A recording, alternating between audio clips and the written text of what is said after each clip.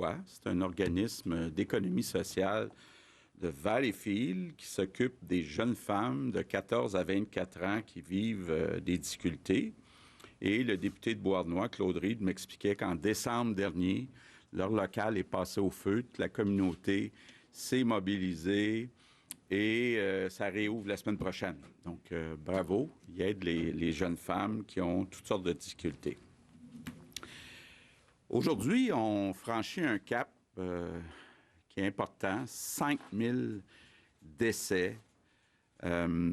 Évidemment, j'offre mes condoléances à toutes les familles, tous les proches de ces 5000 victimes. C'est beaucoup de monde, beaucoup de Québécois, Québécoises. 90% vivaient dans des résidences de soins de longue durée, que ce soit des CHSLD, des RPA ou des RI.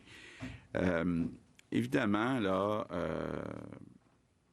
comme premier ministre, ça me touche et je l'ai déjà dit, puis je le répète, je me sens le devoir de m'assurer que la situation soit enfin réglée. C'est une situation, c'est un problème qu'on connaissait depuis longtemps dans nos CHSLD. Malheureusement, on n'a pas agi assez rapidement. Les différents gouvernements qui se sont succédés. Principal problème, il nous manquait à peu près 10 000 employés avant la crise. Comme vous le savez, le lundi prochain, le 15 juin, il y a 10 000 personnes qui vont débuter une formation de 3 mois pour devenir préposés aux bénéficiaires dans les CHSLD. Donc, c'est sûr que d'ajouter 10 000 personnes, 10 000 employés dans les CHSLD, ça va améliorer la qualité des services qui sont donnés aux résidents. Mais aussi, c'est important de le dire, ces personnes-là vont être formées entre autres en prévention des infections. Puis là, je pense qu'il faut être prudent. J'entends toutes sortes de conclusions. Oui, au début de la crise, surtout au début de la crise, il y a des visiteurs qui ont infecté des résidents dans les résidences. Il y a du personnel aussi qui a infecté des résidents. Ça s'est propagé d'un résident à l'autre. Mais il faut se rappeler qu'au début, on n'avait pas de certitude là, que les personnes qui n'avaient pas de symptômes pouvaient transmettre le virus. Là. Donc, je pense qu'il faut être prudent avant de jeter le blâme à qui que ce soit. Je pense que les gens qui étaient là ont fait leur possible. Et par contre, comme société, on doit tirer des leçons. Donc, plus de personnel formé en prévention des infections. Puis, il faut absolument rénover nos CHSLD. Encore vendredi dernier, je rencontrais le président du CIUS de l'Estrie, puis il me racontait qu'on a encore des CHSLD avec 2, 3, 4 personnes par chambre. Ça n'a pas de bon sens. Juste en matière de prévention des infections, il faut rénover nos CHSLD, il faut construire les nouveaux CHSLD qu'on va appeler les maisons des aînés avec des chambres simples, mais des chambres plus grandes, plus d'espace aussi si jamais il y a une deuxième vague ou si il y avait un problème comme ça qu'on avait dans les prochaines années, s'assurer qu'on est capable, comme il faut, de séparer les zones chaudes, les zones froides. Donc, il faut tirer des leçons. C'est certain, je ne vous mentirai pas en disant que ça va coûter beaucoup plus cher. Si vous prenez juste 10 000 employés de plus, là, faites un petit calcul à 50 000, 49 000 par année, c'est 500 millions. Oui, en plus, il faut ajouter les avantages sociaux. Bon, il va y avoir un peu d'économie sur le temps supplémentaire, mais il va y avoir aussi un impact sur les résidences privées. On s'est engagé à les aider. Ça, c'est de l'argent récurrent. Évidemment, rénover puis construire des nouvelles maisons des aînés, c'est des milliards de dollars. Mais honnêtement, pense que les Québécois vont être d'accord avec moi pour dire que nos aînés méritent ça. Et c'est une question aussi de fierté. Je pense que s'il y a une chose qu'on souhaite tous au Québec, c'est de poser les gestes nécessaires pour qu'à l'avenir, on soit fiers de la façon dont on traite nos aînés qui sont dans des résidences de soins de longue durée. Maintenant, quand on regarde la situation actuellement, bon, évidemment, on continue d'avoir beaucoup de décès. Il y a encore plus de 1000 personnes qui sont infectées dans les résidences. C'est beaucoup moins que ce qu'on a connu. À un moment donné, on en avait presque 5000. Mais il reste qu'il y a une tendance du côté des hospitalisations qui est quand même clairement à la baisse, là. On avait hier 961 personnes hospitalisées. Depuis une semaine, c'est une baisse de 208. Donc, rappelez-vous, on est monté jusqu'à 1800 à peu près là, dans les hospitalisations. Donc, on est rendu à la moitié de ce qu'on a connu dans le fameux pic. Mais ça ne veut pas dire que le virus est disparu. Il est là, il rôde et il est parmi nous autres. Et oui, on doit réouvrir notre économie, nos activités, la vie un peu plus normale, mais il faut être prudent. Il faut relancer l'économie, mais sans relancer la pandémie. Donc, on a besoin de la collaboration des Québécois. Les consignes sont claires, on se lave les mains, on se tient à 2 mètres des autres personnes, puis on porte un masque si on est dans un endroit qui a beaucoup de personnes. C'est sûr que dans les prochaines semaines, les prochains mois, on va se concentrer à relancer l'économie. Bon, j'ai déjà dit, là, Pierre Fitzgibbon, on lui a donné un fonds spécial de 2,6 milliards chez Investissement Québec pour aider les entreprises. Bon, on a toutes sortes de mesures, comme entre autres les aider pour les loyers, mais c'est important que le plus d'entreprises possible réouvrent leurs portes pour qu'on voit, entre autres, le taux de chômage baisser. Le taux de chômage là, qui, selon les dernières statistiques, est à 13,7 %. Donc, il y a encore beaucoup de monde qui ne sont pas au travail. Bon, évidemment, je veux vous parler aussi de notre programme d'infrastructure. Je pense que tous les économistes vont le dire. Quand le secteur privé n'est pas au rendez-vous, bien, c'est au secteur public, au gouvernement, d'en faire plus. Pour en faire plus, bien, il faut devancer, il faut accélérer les infrastructures. Ce n'est pas du gaspillage d'argent. Là. Il y a d'abord des CHSLD, des maisons des aînés, il y a des hôpitaux. Là. Moi qui viens de Sainte-Anne-de-Bellevue, l'hôpital de Vaudreuil, il me semble que je n'ai entendu parler toute ma vie. Vendredi, j'étais à Sherbrooke, l'hôpital Fleurimont, où on veut ajouter un centre mère-enfant. On l'attend depuis au moins 15 ans. Donc, ce ne sera pas un luxe d'investir ces milliards en infrastructure. C'est pour ça qu'on a déposé le projet de loi 61. Bon, je veux y revenir. C'est sûr que l'opposition est inquiète, certains chroniqueurs sont inquiets, je dirais surtout sur 2 aspects. Premier aspect, les évaluations environnementales. Bon, juste vous dire, au Québec, là, les évaluations environnementales, ça peut prendre jusqu'à 11 mois. L'idée, c'est pas de réduire les exigences. L'idée, c'est de réduire les délais, de sauver des mois. Je ne peux pas croire qu'on n'est pas capable, avec l'opposition, avec les 3 partis d'opposition, de se donner des balises pour que ça prenne moins de mois, tout en respectant les exigences environnementales. Le deuxième commentaire ou la deuxième inquiétude que j'entends, et puis je la comprends, on a vécu la commission Charbonneau, puis toute la corruption dans la construction. Il n'y a personne qui veut retourner là. Donc, on veut s'assurer que les contrats soient donnés en bonne et due forme. Mais il y a possibilité, à un moment, d'accélérer toutes les étapes. Là. Je pense aux expropriations où il y a des droits de recours, puis ça peut prendre jusqu'à 18 mois, des mois pour l'aménagement du territoire. Bon, moi, je pense qu'il y a moyen, tout en donnant les contrats, tout en s'assurant qu'il y a de la compétition. Écoutez, il n'y a pas personne, je pense, au Québec là, qui veut revivre des contrats aux petits amis. Là. Donc, je ne peux pas croire encore là qu'on n'est pas capable, avec les 3 partis d'opposition, de se donner des balises pour que ça aille plus rapidement, sans qu'on tombe dans la corruption, collusion, tous les problèmes qu'on a vus à la commission Charbonneau. Bon. Évidemment, il y a comme une urgence. Là, j'entends les oppositions dire, bon, on a déposé ça tard. Il faut se rappeler là, que pas si longtemps que ça qu'on vit cette pandémie. On s'est beaucoup concentré sur la partie santé. Là, on se concentre sur la partie économie. Mais il y a une urgence d'agir.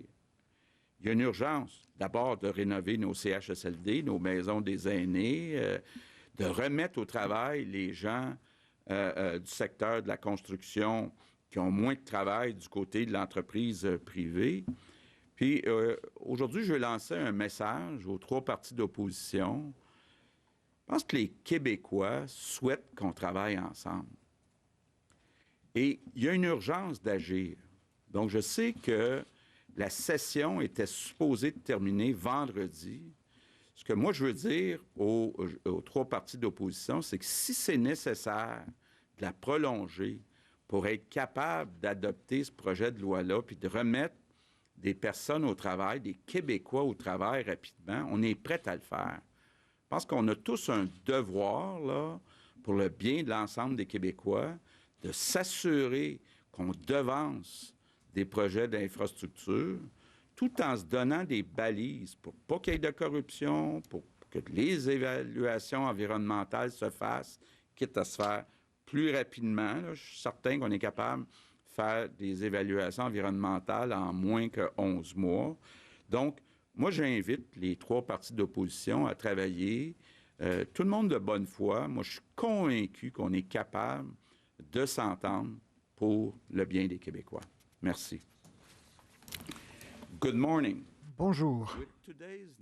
Avec les chiffres d'aujourd'hui, le Québec compte maintenant plus de 5000 décès liés à la COVID-19. Je veux offrir mes sympathies aux familles de ces victimes. Comme gouvernement, ceci nous dit que nous devons faire mieux à l'avenir. Cela dit, nous continuons de voir une évolution encourageante au niveau des chiffres, mais cela ne signifie pas que le virus soit disparu. À mesure que nous rouvrons progressivement notre économie, nous devons demeurer vigilants. Nous avons 2 grands défis devant nous: relancer notre économie et le faire sans relancer la pandémie.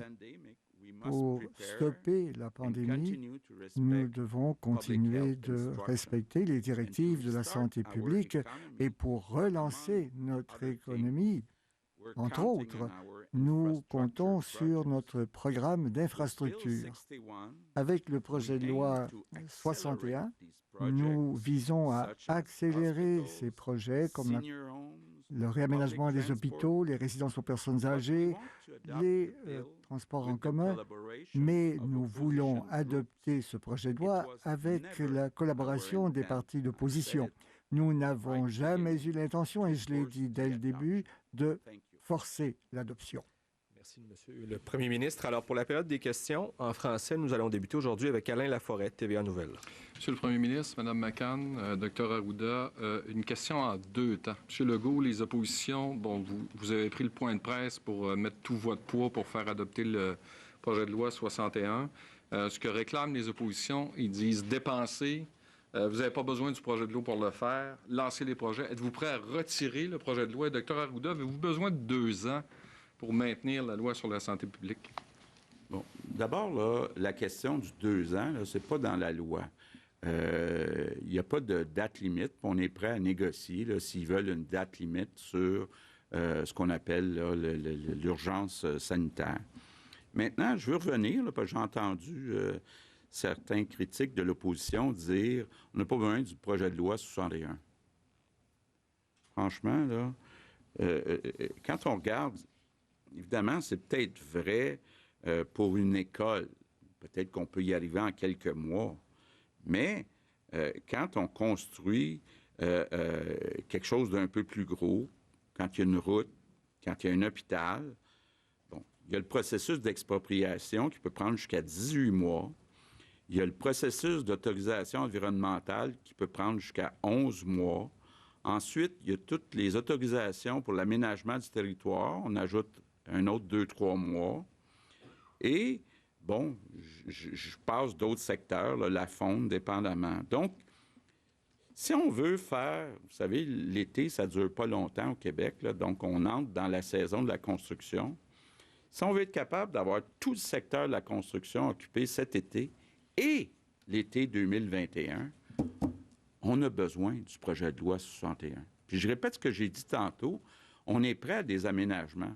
On est prêt à rassurer l'opposition que même si on ne prend pas 11 mois pour faire les études environnementales, qu'on va quand même respecter les exigences. On va quand même s'assurer aussi qu'il n'y a pas de collusion, de corruption, que les contrats sont donnés, puis qu'il y a une compétition, même si on accélère les délais pour être capable de remettre au travail les gens rapidement.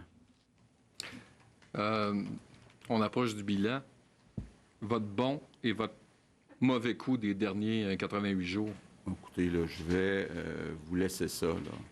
Je vais vous laisser ça, là, les bulletins, puis les bons coups, puis les mauvais coups, là, c'est pas à moi. Pas un bulletin, là. Quelque chose que vous auriez aimé changer, quelque chose où vous vous dites on a bien fait. Moi, je le dis, là, tous les gouvernements, incluant le mien, on aurait dû augmenter les salaires puis le nombre d'employés dans les CHSLD. Prochaine question, Marco Bélair-Cirino, Le Devoir. Bonjour, Monsieur le Premier ministre. Concernant la lutte contre le racisme, vous avez dit hier que le Québec est dû pour une évolution tranquille.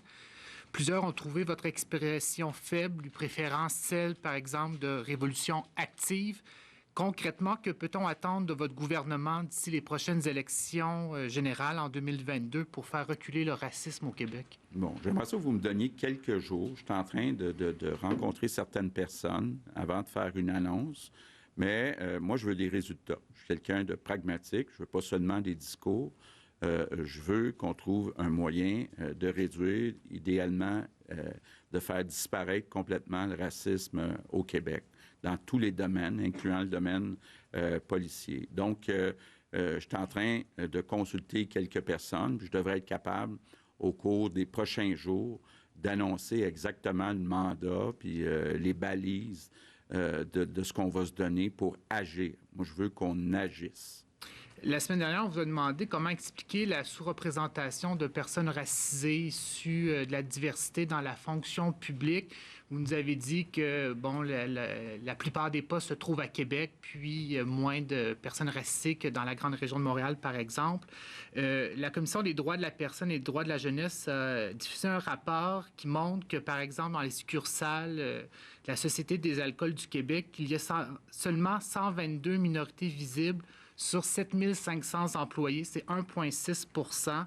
Il y a également dans d'autres, à Hydro-Québec, il y a seulement 706 personnes de couleur sur un peu plus de 19 000 employés. Comment vous réagissez à ces chiffres-là? D'abord, vous dire que ça fait 1 an et demi qu'on est au gouvernement, on n'a pas embauché beaucoup de personnes, là. Donc, c'est des personnes qui ont été embauchées à travers les années. Mais moi, je reconnais qu'il y a un problème. Il y a un problème autant dans les ministères que dans les sociétés d'État. Il y a une sous-représentation, entre autres, des minorités visibles, des membres des différentes communautés. Donc, on doit faire des efforts, puis ça doit faire partie du mandat, puis on doit se donner des objectifs concrets dans les futures embauches. C'est un vrai problème, puis c'est un problème qui date d'il y a longtemps, puis il faut agir. Hugo Pilon-Larose, La Presse. J'aimerais poursuivre, si vous me permettez, sur ce même sujet, parce que à la lecture de ce rapport de la Commission des droits de la personne, qui parle de discrimination systémique dans les organismes publics, on peut se poser la question, ça va en prendre combien de rapports? Ça fait 20 ans que l'application de la loi sur l'égalité en emploi est faite. Il faut combien de rapports avant que ça change concrètement? C'est quoi vos objectifs, si on peut avoir un peu plus de concret? D'abord, si vous me connaissez un petit peu, là, vous savez que moi, je ne suis pas un gars de rapport, de comité, de table, de forum, de tout ça. Des fois, il faut le faire pour se donner des orientations avant d'agir. Mais moi, ce que je veux, c'est que d'ici la fin de mon mandat, qu'il y ait des actions, qu'il y ait des changements qui soient apportés. Donc, je vous demande encore là un petit peu de patience pour voir ce qu'on va annoncer. Oui, il faut consulter, mais je pense qu'on est rendu à l'étape d'agir. Sur le projet de loi 61, vous avez évoqué, entre autres, là, les exigences environnementales en disant, est-ce qu'on est capable de faire ça en moins de 11 mois? C'est de prendre moins de temps pour remplir ces exigences-là. Je le ramène à mon domaine. Si moi, j'ai 2 heures pour écrire un article versus 2 semaines, à la fin, je n'aurai pas la même qualité ou la même finesse dans l'analyse, dans l'article, dans ce que je vais publier. Comment est-ce que c'est possible de garder la même qualité d'évaluation environnementale si on donne moins de temps aux fonctionnaires pour faire leur travail?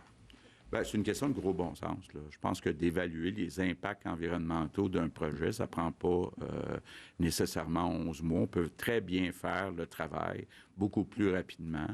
Donc, il y a un processus aussi qui est pas simple, là, où le délai maximal court à chaque fois que des questions sont posées. Donc, y a-t-il moyen de poser toutes les questions au début, puis de faire le tour de la question dans une même étape plutôt que dans plusieurs étapes? Donc, moi, je pense que c'est possible de faire un bon travail dans une période plus courte. Hugo Lavallée, Radio-Canada. Oui, bonjour. Toujours sur le même thème, précisément, il y a des groupes là, qui ont témoigné depuis hier en commission parlementaire, dont des groupes environnementaux ce matin, qui faisaient valoir que le problème, c'était pas nécessairement les normes environnementales, mais les ressources qui sont allouées au ministère de l'Environnement pour procéder aux inspections, entre autres, justement, le nombre d'inspecteurs. On a fait valoir qu'il y avait eu des compressions ces dernières années à ce chapitre-là.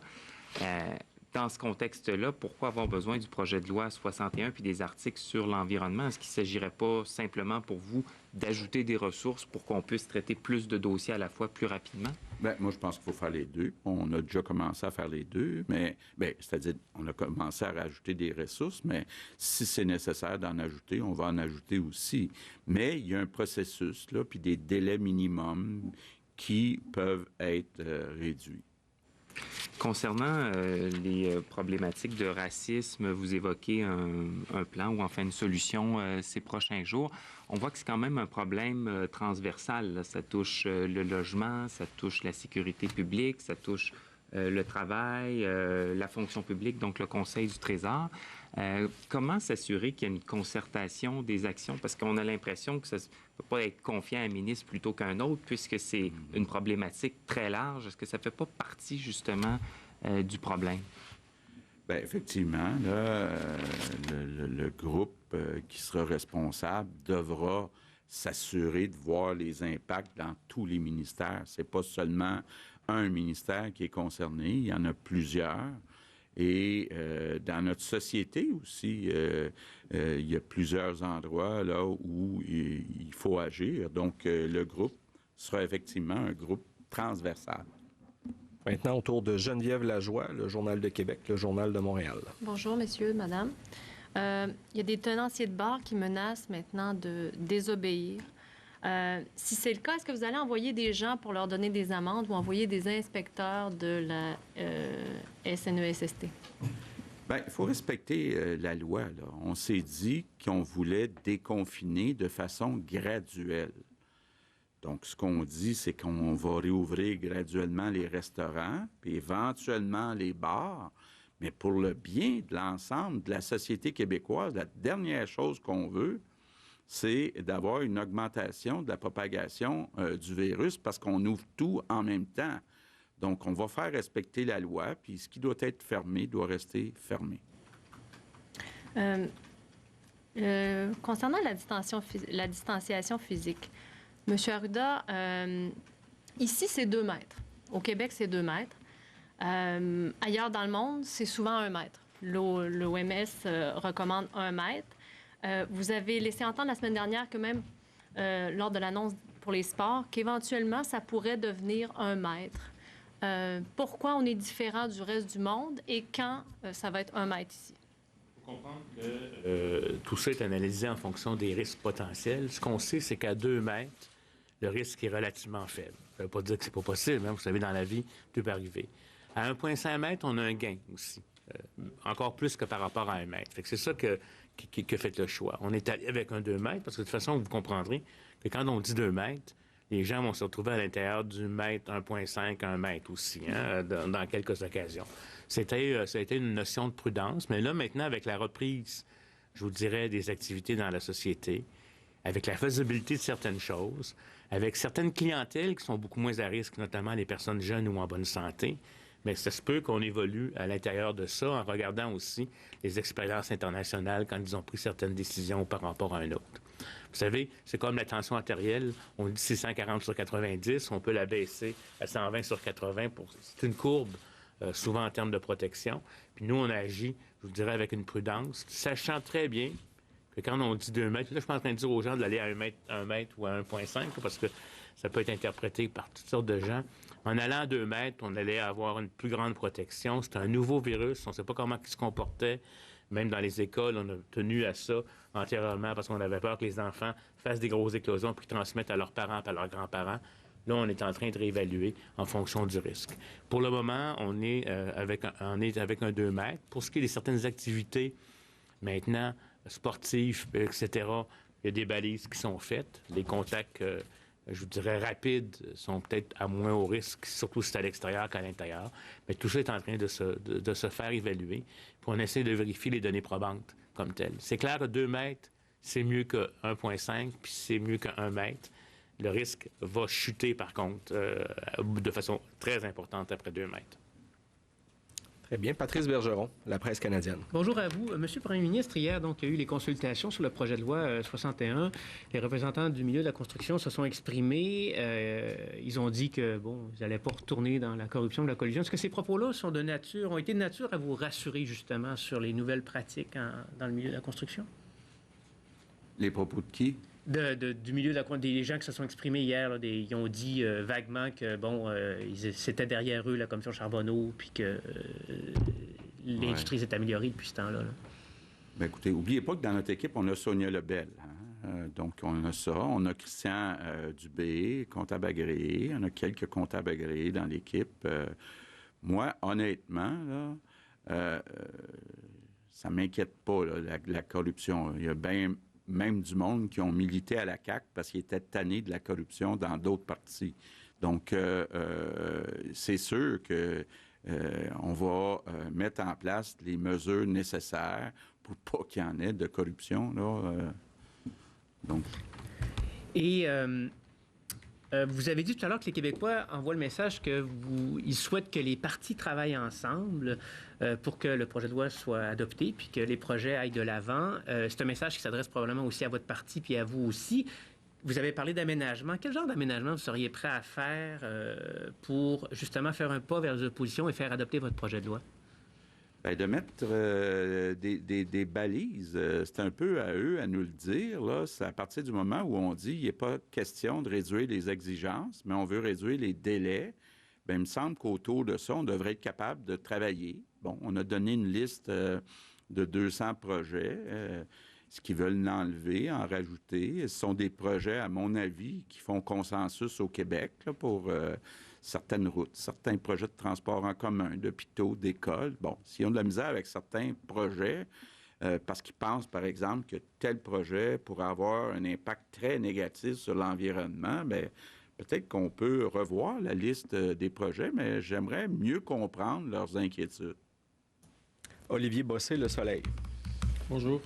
Qu'est-ce que vous répondez à l'avocat Guy Bertrand et la fondation qu'il supporte, les gens qui accusent de détruire le Québec à cause des mesures sanitaires et qui intentent une poursuite pour invalider certains aspects de la loi d'urgence? Bien, écoutez,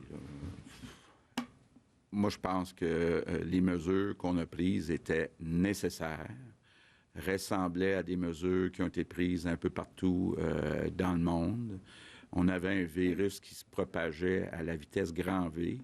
Il fallait s'assurer de confiner le maximum de personnes pour freiner cette propagation. on le fait au nom des intérêts supérieurs des Québécois et du Québec. Que certains pensent qu'on le fait ou qu'on continue de le faire inutilement, bien là, nous autres, on écoutait la science. Mais bon, ces gens-là ont une autre science. Pas rien faire. Vous me permettez, M. le Premier ministre? Quand on prévient des choses, on ne le voit pas. Je vais vous dire, on a quand même eu un problème majeur au Québec avec nos CHSLD, beaucoup, trop de décès. Mais si on n'avait pas mis d'autres mesures, il y aurait eu des cas dans la population. Je veux dire, l'histoire le dira, les études épidémiologiques qui viendront le diront. Là. Mais moi, je pense qu'on s'est retrouvé avec un système de santé qui a pu tenir le fort actuellement parce qu'on avait mis ces éléments-là. On n'a pas eu à faire ces choix dramatiques entre telle personne et telle personne aux soins intensifs. Fait qu'on verra ce que l'histoire nous apprendra. Mais je pense qu'on a agi, à mon avis, avec célérité. Puis il y a eu des facteurs, contamination importante dans l'est de la côte est américaine, qui a fait qu'il y a eu des voyageurs, on a eu une semaine de relâche. Tout ça, ce sont des effets qui ont bombardé le Québec du virus. Puis le virus est encore là, je tiens à vous le dire. C'est pour ça qu'on y va tranquillement en termes de déconfinement. Puis il y a certains endroits où ils déconfinent, on commence à se rendre compte que ça réapparaît un peu. Heureusement, pas au même rythme, mais ça va être à surveiller de très près. Puis je pense qu'on a agi comme le recommandaient les autorités de santé publique à travers le monde. Monsieur Legault, En fait, c'est avec le projet de loi 61, c'est la relance économique. Le comité de relance économique a été mis sur pied il y a quelques semaines de ça. Vous n'auriez pas été peut-être mieux de mettre le ministre de l'Environnement directement sur ce comité-là dès le départ? Comme ça, on ne se poserait peut-être pas de questions sur les exigences environnementales maintenant? Bien, écoutez, d'abord sur le comité économique, le ministre de l'Environnement est consulté, la ministre du Tourisme est consultée, le ministre de l'Agriculture est consulté. Donc, tous les ministères sont consultés. Mais une chose qui est sûre, c'est que le mandat du comité, c'est de créer le plus d'emplois possible, le plus rapidement possible. Donc, il faut respecter les normes environnementales. Il y a beaucoup de projets aussi qui sont des projets de transport en commun. Tout le monde est au courant que pour moi, c'est important de faire avancer ces projets-là, entre autres les tramways. Donc, bon, je pense que les balises sont là, mais il y a tout un travail qui est fait. Par exemple, actuellement, on est en train de regarder tout le secteur de l'hôtellerie. Ça concerne plus l'économie que l'environnement, là, de comment on fait pour relancer les hôtels, quels hôtels on aide, les petits, les grands, Montréal en région. Là. Donc, je pense que le temps du ministre de l'Environnement bien investi sur d'autres dossiers. Prochaine question, Jonathan Bernard, Cogeco Nouvelles. Bonjour à vous. J'aimerais revenir à la question du 1 mètre de ma collègue tout à l'heure, Dr. Arruda. À quel moment vous seriez en mesure peut-être de dire si oui ou non vous allez recommander cette mesure de 1 mètre en fonction de ce qui existe, des données que vous avez déjà, parce que vous comprendrez que ça facilitera bien des choses, notamment les rassemblements intérieurs qui ont été annoncés hier, la restauration également. À quel moment vous pourriez au moins donner une indication aux Québécois? Je vous dirais d'ici, je ne vous dirai pas jour parce que c'est cette semaine, je dirais d'ici quelques semaines, on va être en mesure de le regarder. Il faut voir aussi comment les choses vont évoluer avec ce 2 mètres-là. Vous comprendrez, on y va toujours avec une prudence. On va voir si on ne génère pas des éclosions à 2 mètres. Hein. Si on n'en génère pas, ça va être une information qui va être pertinente. Parce qu'on a beau regarder ce qui se passe à l'extérieur, ce qui est rapporté en termes de recommandations. Entre la recommandation et l'application sur le terrain, souvent, il y a un écart. Donc, ce qu'on va vouloir observer, c'est comment ça fonctionne avec le 2 mètres. Si on n'a aucune éclosion qui est associée aux 2 mètres, peut-être qu'à ce moment-là, on pourra abaisser. Si, par contre, on se rend compte qu'on a quand même des éclosions, parce qu'au-delà de la distanciation, il y a toute la question de la manipulation des aliments, etc., par exemple, par rapport au restaurant. On va voir. Mais nous savons, on sait aussi, on ne se le cachera pas, que les gens dans la maison, probablement le 2 mètres, on veut qu'il soit respecté entre les familles, mais on sait très bien que des fois, le 2 mètres, il rapetisse un peu, etc. Mais je pense qu'il faut être rigoureux au début, puis voir ce qu'on a comme réaction, et puis à ce moment-là, après ça, le faire. Moi, je tiens à souligner l'effort de tous les gens qui adaptent leurs pratiques antérieurs, restaurants, etc., là, je tiens à les remercier de suivre les consignes. C'est pas évident pour les gens. On va avoir une très forte tendance à revenir à la normale, mais il faut y aller de prudence. Puis avec l'évaluation de ce qui se passe, quand on ouvre, on se dit que c'est à peu près, je vous dirais, entre 10 et 14 jours après pour voir les effets, fait qu'on sera en mesure de voir ce qui se passe. Question?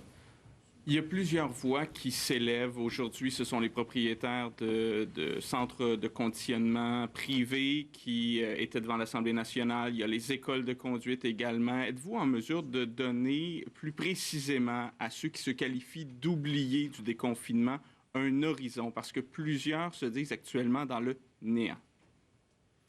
Écoutez, je pense que c'est un exercice qu'on est en train de faire parce que, si vous me permettez, les grands secteurs, c'est une chose. Après ça, le diable est dans les détails, hein, puis tel sous-groupe, puis tel sous-groupe.